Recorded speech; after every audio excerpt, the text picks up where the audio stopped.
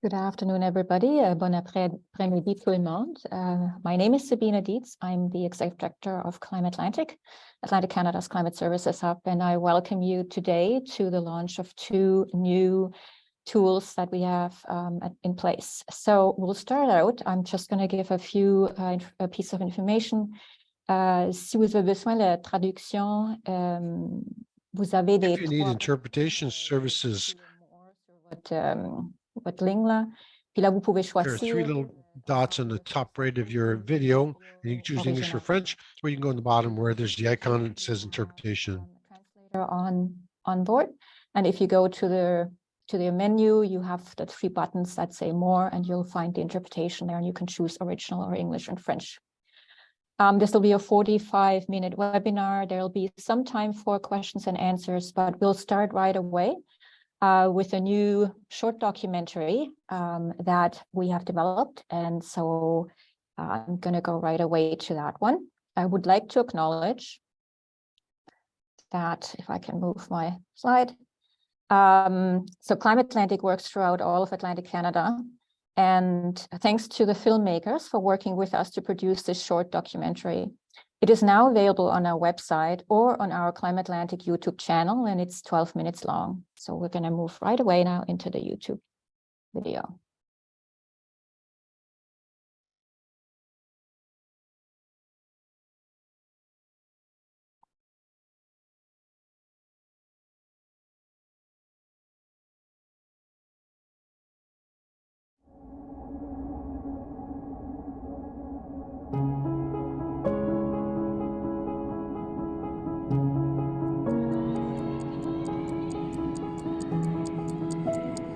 Higher tide, stronger winds, or severe storms, what we're doing is trying to mitigate.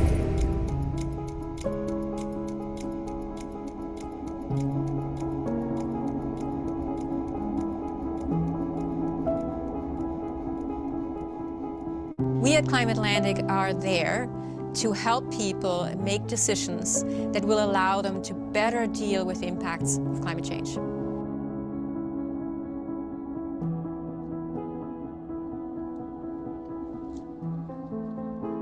When I think about adaptation, it's a very broad thing. If I understand climate change, I have made a step towards adaptation. I will start thinking about what are my options going forward.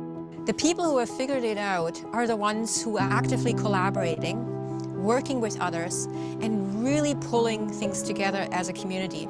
They're coming together as a group, they're finding the resources, they're working together. When people work together, they're more able to withstand impacts. That's where you've got the best adaptation projects.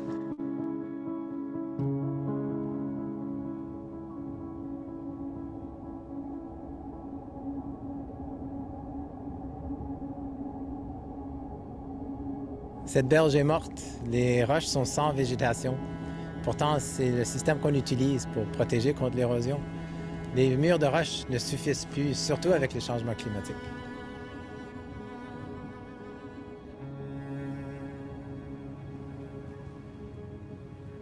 Les berges se font éroder, oui, par la mer, mais aussi par la pluie, par le ruissellement de l'eau. Bien là, le sol va juste s'infiltrer entre les roches. Il faut s'adapter au changement climatique. Les côtes, il faut qu'elles soient vivantes.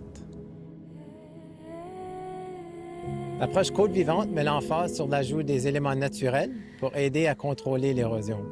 Premièrement, on veut bâtir le sol en ajoutant de la matière organique, comme du foin, de la broussaille, des herbes de mer. Deuxièmement, on va ajouter des plantes qui sont propices à la côte, donc qui sont tolérantes au sel, tolérantes aux conditions humides aussi. Et finalement, on va ajouter des structures comme des billots de bois, des clôtures en tresse, que les plantes vont éventuellement créer une toile par les racines qui aide à retenir le sol. Alors l'important, c'est de comprendre le site où on travaille pour identifier les techniques qui vont être appropriées pour ce site-là. Par exemple, un endroit où les vagues sont moins intenses, on aura plus de chances de succès. Le projet Côte vivante a tenu bon lors de l'ouragan Fiona. Nous avons choisi les bonnes méthodes au bon endroit. C'est important de travailler en communauté et en partenariat avec des groupes communautaires pour mettre sur pied un projet qui va encourager la naturalisation des côtes.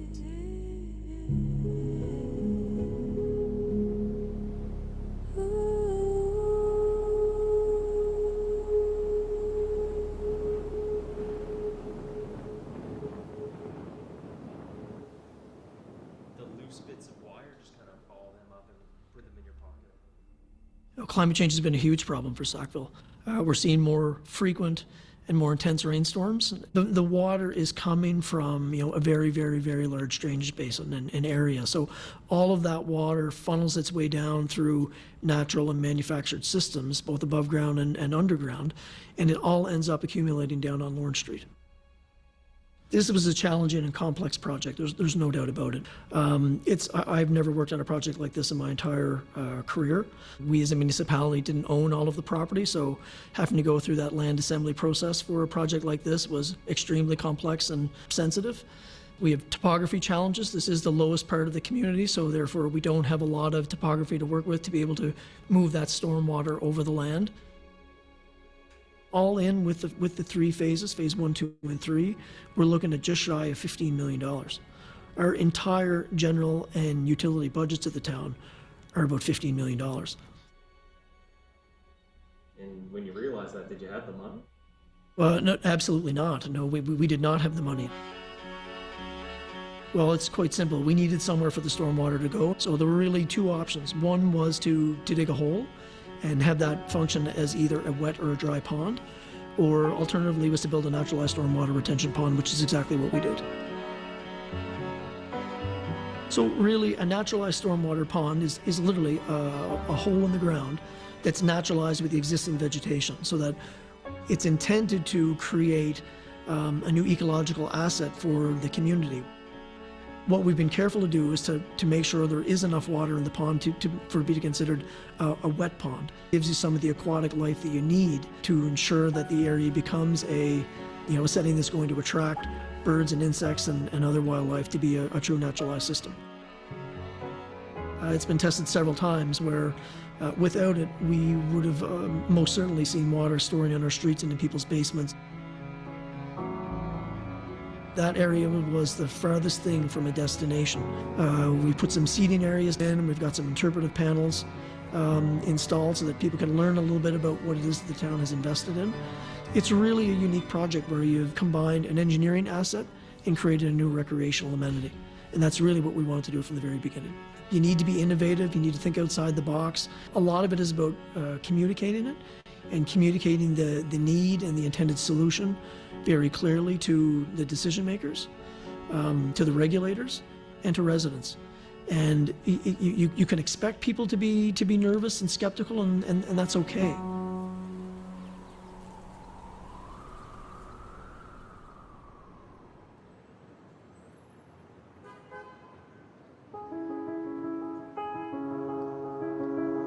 I think urban gardens can be one of the many ways we adapt to climate change. Having places where people can grow food and can connect to each other, I think that's all useful and a good approach. A key part of tending a garden is just being connected to the soil, connected to the weather, just noticing how those things are changing and what's happening. And I just think that process in general of being outside in the sun, moving around, and then caring for this living being, and then eventually being able to harvest and eat that food and share that food, the joy of that, it has a pretty huge impact. Knowing your neighbors and being kind of connecting to other people, I think that also increases resilience. I think having strong community connections is something that's going to be really important.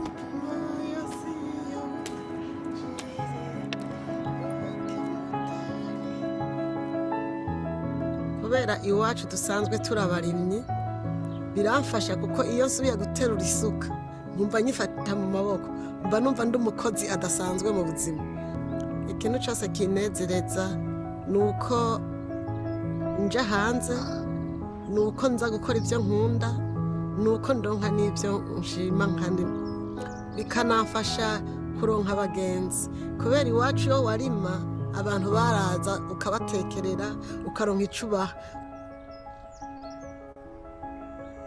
I think growing your own food basically gives you options. Climate change is going to result in a whole lot of upheaval and change, and we don't really know what's going to happen. So I think when we have options, when we're growing our own food, for whatever reason, the food's not coming into Nova Scotia like it used to be, then that is going to kind of increase your resilience. I think when it comes to climate change, we're going to need pretty big, sweeping, systematic changes, and it can't just be about someone growing a tomato on their deck. But I think a lot of us are so disconnected from the natural world right now. The way the urban garden helps with food security is that people are able to grow the food that they can't find or otherwise afford in the grocery stores. rero nabo bakwiye kuza bose tukaja hamwe tukongera gufata inyigisho hamwe tukigishanya uburyo dushaka gukoresha ubutaka buto. Where the rubber hits the road is in the communities.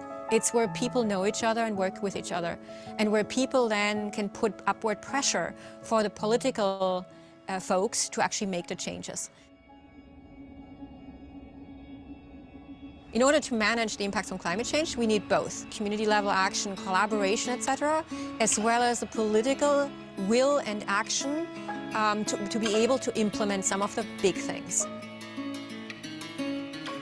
We call ourselves a climate services organization. Piece that is really important to me, which is making sure that people understand climate change and its impacts, and making sure that they understand what are the options that actually make sense. We are currently finishing the development of a networking map, which will allow people to connect with organizations, with individuals, with municipalities, with researchers, to find what they need. Because we were told, well, we don't know who to talk to. We don't know who's doing something in another area. You know, who else is doing a national stormwater management pond? Who else has a roof garden? How did they implement that? So the Coastal Adaptation Tool was developed many years ago, and we've decided to update it because it was never really used. What it is, it will also be an online tool, and there will be two versions. One is for, let's say, if a coastal community is interested in identifying, well, I've got a piece of infrastructure, a road along the shoreline. What should we do? It'll give you a whole list of options. But if you're a homeowner along the coast, you can also go through a separate kind of questionnaire. You go through all the questions, and at the end, what you will receive is an output of either online, or you can download it as a PDF, which will give you the options that are available. And the options are very broad. I think we can be hopeful, but we need to do it fast. When people work together, they're more able to withstand impacts. You've got ideas generation, brainstorming, you've got different resources. So you're bringing all of this together, that's where you've got the best adaptation projects.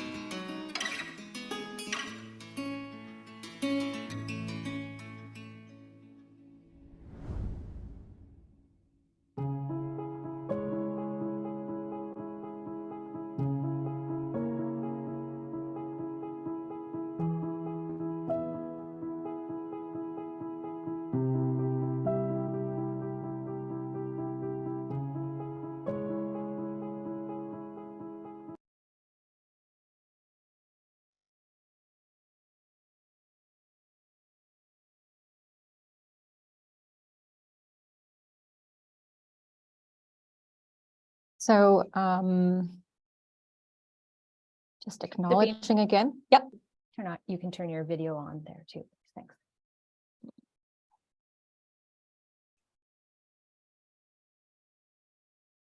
There we go. That good? Yes, thanks. Perfect. All right. So our next piece, as you've heard in the video, we do have the Coastal Adaptation Toolkit that we're also launching today. We do have links to the toolkit that we're making available in the chat. You can find it on our website as of today. If you go on our website, CLIMAtlantic.ca, tools and the top menu bar, and you use the drop down, and you'll find the toolkit. Again, it's a bilingual toolkit, and it was created with the professional support of St. Mary's University, Danica van Brosti, Dalhousie University, and the lead Patricia Manuel, and CBCL Limited, and Vincent Lace as the lead from that organization. And so I mentioned that it was developed a number of years ago, and we took it back on to redevelop it and have an online tool that's very easily accessible. The development was supported by both Environment and Climate Change Canada as well as Natural Resources Canada through their Building Regional Adaptation Capacity program. The tool has, and I'll walk you through a little bit through the tool. It has this online component to it, but also 3 supporting documents that you can download specifically also from the website. Essentially, through a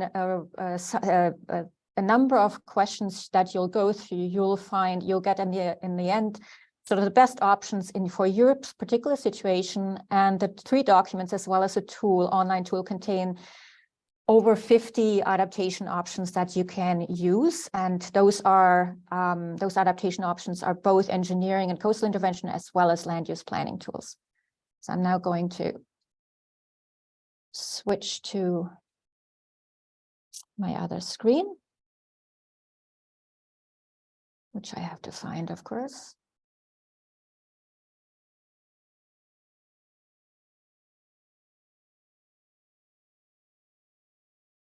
All right.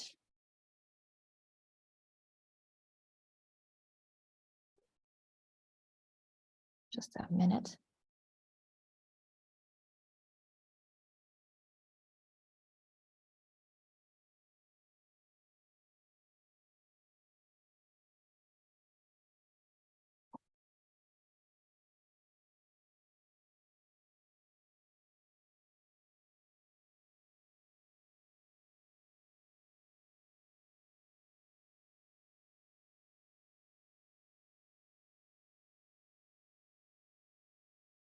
There's a small problem here.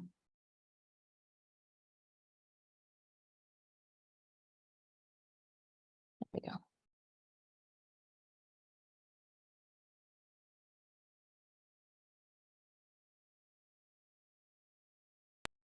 Great. So I think you can see our tool here that I've got on the screen right now. When you click down on tools, you may temporarily find a problem, which I just encountered. In any case, on the tool itself, on the website, when you go to CLIMAtlantic.ca coastal-adaptation, you'll find both of those tools, and you can choose the French version as well up here in the right top corner. And so we've got 2 choices for you. On a 2 choix pour vous. Vous pouvez soit aller dans l'outil qui a été développé pour les communautés, alors les sites spécifiques ou pour les communautés spécifiques. I'm going to go through a little bit more, or for property owners. In both cases, les propriétaires de terre, vous pouvez problems. I'll do it for all of the community of Shediac. This is specifically to one site. And also, I want to make sure this is understood that this is an informational toolkit. It is not meant to provide engineering advice or land use planning advice. Everybody who uses this tool will still need to go to the regulatory authorities to get the information on what kind of permits are needed, what kind of regulations are in place. In municipalities, you need to look after, you need to look at the zoning or the bylaws that are in place for your community. So as you start through this tool, you'll be asked a number of questions, and there's about 13 or so. And for each question, you will be able to answer to the best of your knowledge. And like I mentioned, this is for specific sites that may be in front of your property where your coastline is eroding and some flooding is occurring. It may be an infrastructure piece in your community, let's say a road that is being eroded away or flooded. And so you really go through what kind of structures are present at the site, and I'm just going to use short parallel infrastructure. There's always some images that you can look at, some graphics that explain better what it is that you're looking at. What does the question actually mean? And as you go through, you're also getting questions asked about erosion and flooding at the site. And again, you can click whichever one you feel is best describes your site at that time. You need to understand as well a little bit about what your site looks like. So it's really a good idea to read through the individual descriptions underneath the images to understand, okay, for example, do I have salt marsh in front of my property or intertidal flat or sandy beach, or does it look different like a bank, for example? And as you click on these images, on your choices, every time you click on a choice, this will do a triage of the output that you're getting, or of the list of options that you actually see at the end. Again, so better understanding of your site. So walk your site. There's graphic explanations, graphics that explain what are we actually talking about when we describe an area. And all of those, you can imagine the triage as it has been developed, the logistics of pulling out information from you about the site helps then develop the list of options that you will see at the end. So once you're through all of the questions, you can see here at the end, you can look at them online, your responses, and for property owners, the only results that you're getting is the engineering options. For communities, you'll also have a selection of those 34 land use planning tools that will come up. And then you can download the tool as the PDF, which I have currently not done. And it comes up as a PDF with all of your responses. And you can see here the disclaimer again. It's really important to us that you're not taking this as advice, but a help for you to actually identify what are the best options. So in the results, for example, in this case, you can see that there's a whole this large, long list of adaptation options, and they're according to the choices that you made in the questionnaire. They're categorized as either being good with some concerns, or you should apply them with cautions, or some that you should really avoid in your specific case. And so in the entire PDF or Excel file that you can download, all these options are described in quite a bit of detail. So you can get all sorts of information from those tools. And in addition, each of the tools that are within the tool guide, also you can download a specific PDF that is associated with this specific piece of or adaptation approach. So a dike, you can download a two-page fact sheet on dikes. So this is a little bit about the toolkit, and feel free to go through it. Best is after our presentation, so we're not going to crash the system, but feel free to go through it at any time. This is, like I mentioned, it's available free of charge. And I also want to make sure that when you're looking at it, it is still a fairly complicated tool, and the output can be very overwhelming, especially if you're looking at a community piece of infrastructure that you want to learn more about or find out more what your options are. And so I want to make sure that it's clear that you have the option of contacting us. So we're a team situated across Atlantic Canada. And specifically our provincial specialists that I'll ask to just wave at you that are situated in the 5 regions of Atlantic Canada will be able to both help you work through the tool in terms of your choices, but also at the end when you do have your adaptation options, the list, and can walk through with you and look at, okay, so what else do I need to do, or can you help me understand this better? So I'm just going to go through. Is Jenna Miller there from New Brunswick, our adaptation specialist from New Brunswick? Perfect. Thanks, Jenna. Alex Cadell from Nova Scotia. Thank you, Alex. Stephanie Arnold in Prince Edward Island. Hi, everyone. Saper Khosravi in Newfoundland. Thanks, Saper. And Willa Nielsen for Labrador. Right. So now you've seen our specialists, so please feel free and reach out. Their contact information, all our contact information is of course on the website. And that concludes the official part of our launch of our 2 new tools, the adaptation video as well as the Coastal Adaptation Toolkit. Thank you very much for attending, and we're open to answering questions now.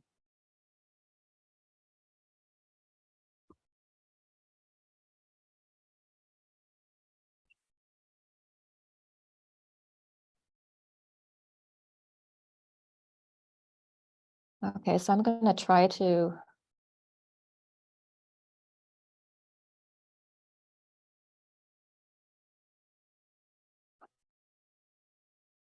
so there are some comments. I'm going to go through them as I see them. Sabrina, I just sent you a link there on yeah, I've got the document in front of me. Perfect. Okay. Yeah. So yes, supplies for Fiona when they were missing. Oh, and Sabina, for interpretation, say the question out loud first and then answer it, please. Okay, so I try to access sandbags. This is from Latin Carol. I tried to access sandbags and materials ahead of Fiona, but had no luck. We ended up finding coffee burlap bags and sand, but we were hoping to get community access to supplies in the future. It made all the difference. Suggestions on getting attention on this. Yep, I would say Fiona taught us a lot of lessons. I think this is one of them. Supplies, community centers, electricity, especially in Prince Edward Island. These are all lessons learned. I think pressure on community leaders as well as politicians is essential on this one, and emergency measures officials. Second question from Saria Sorel, and I apologize if I mess up your names. Can the Coastal Adaptation Tool be applied to communities in river basins near other aquatic environments as opposed to only coastal communities? I would strongly suggest to go into the tool, download the PDFs, and many of the tools that are both on the land use planning side as well as on the engineering side are applicable to inland river, lakes, etc. So there's, for example, natural shorelines, or like we showed in the video, this is perfectly applicable to inland areas as well. But I think it would be really good to simply go through all the tools. Dry flood proofing, etc. They're all applicable inland. Another question from Lillian Barraclough. Does the tool for communities encompass cost-benefit analysis in terms of identifying the ideal options? No, that is not included. So this is an assessment or a comparison of tools as they are appropriate for your particular site. They do not do that extra step of comparing the costs and the benefits. You'll have to do that. And it's also very difficult to do in this kind of context because costs change all the time, as we've seen over the last 2 years. Plus, it would add an entire different kind of analysis to our tool. Would love to have that, though. From Marie-Roselle Gray, any idea on which tools can First Nations communities use to make sure the land use planning and engineering of infrastructure respects municipal standards, since we're not regulated or backed up by municipal regulations? I think you may want to look at the PDFs, the full documents, the 3 guides that we have online. You'll have to go in them because we have a lot of information on the land use regulations in each province, as well as for First Nations lands. And I would strongly recommend going into those. I'm pretty sure there's something, and Jenna, you may be able to help with that as well. But downloaded documents, that may really help you. From Daniel Ferreira to everyone, what efforts are you doing to promote this tool and YouTube video throughout the communities? So we're just starting today. It is our intent that especially Coastal Adaptation Tool is our primary engagement across the region with individual communities and people. So as I mentioned, the provincial specialists are the first touch point.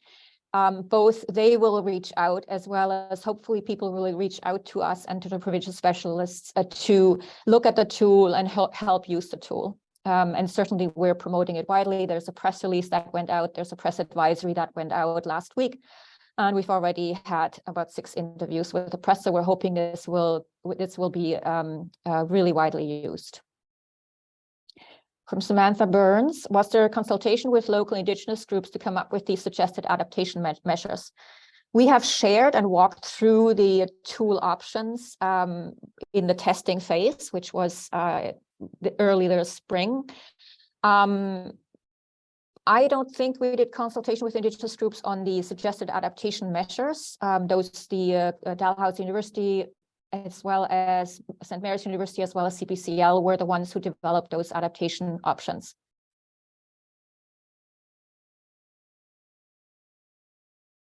I think I don't have any other questions. Right. So the only other thing I'd like to mention is we are holding next week on March 30th. We're holding a Coastal Adaptation Tool training. And I'm pretty sure one of the team will put a link to the registration in the chat. We will go in detail through the tool, what the different questions mean, what the results mean. So this will be a training that's open for everybody. It'll be bilingual, and as needed, we will add other training. And of course, if you're interested, contact the provincial specialists or us, any of us directly, and we will help you. Good question from Vicky Cowan. So will you be able to track who uses the tool, what decisions they make, and how the tool influenced the decision, and eventually effectiveness of the recommended approach? That's a good question. We were actually talking about that. I am not too sure. I think in the back end, we can monitor how much it is used, but we haven't required registration on purpose, because the original tool required registration, was not promoted, and was so very little used that we decided not to have registration. That limits also our ability to track how it was used. However, I'm also hoping that we can, as we're much more connected with people in the grassroots and in the field, that we will be able to ask simple questions. We do surveys fairly regularly, and we will ask questions about have you actually used the coastal adaptation tool? So we will, at least to some degree, be able to monitor how the tool was used and whether it influenced the decision. And effectiveness of the recommended approach, this is a problem that we all have in the adaptation space. The monitoring and evaluation of any of the options that we implement is rarely really monitored. So, but we're also working on that, trying to be better able to monitor the effectiveness of those approaches.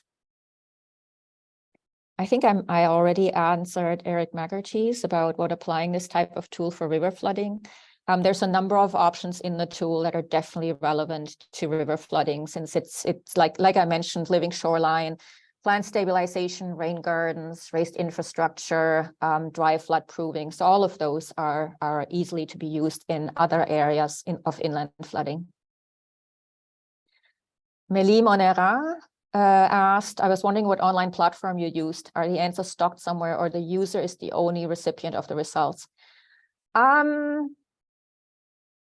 That's a good question as well. I think that's a good question. So the site itself where this was developed is WordPress. So we have access to the choices, but I have not seen in the back end all the PDFs that get created. I suspect they are there, but we'd have to ask our developer on that one.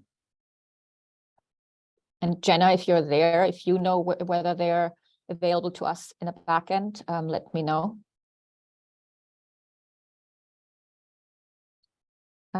David, you're asking any thoughts or reflections about the latest IPC synthesis report released yesterday. Good question. The synthesis report is essentially a report for policy folks. It's a compilation of what we already knew, so the previous reports. It highlights the urgent need for adaptation as much as it highlights the urgent need for action. So not to stop the mitigation of greenhouse gas emissions, but adaptation is clearly mentioned several times, with a clear urgency to avoid maladaptation, to implement actions on adaptation. So yes, it was a very timely, actually, not intentionally, a timely launch of our tool. Great, I think, have I covered all the questions, or are there still any?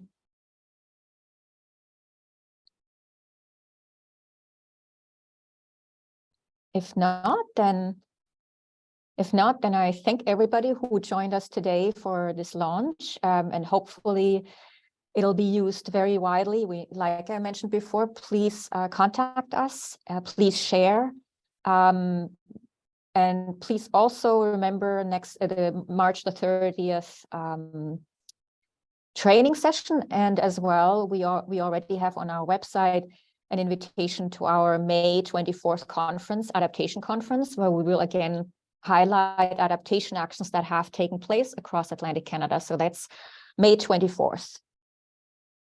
Thank you very much. And yes, there's a question about more training later. Yes, as needed, we will do more training.